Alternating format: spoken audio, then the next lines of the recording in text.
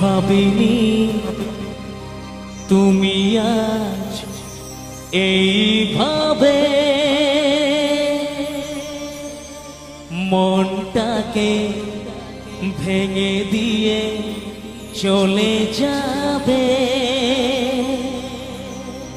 আমাদের স্বপ্নে পৃথিবীটা এইভাবে মরুভূমি হয়ে যাবে। আজ শুধু বারে বারে সেই কথা মনে পড়ে, কিছু ভালো লাগে না যে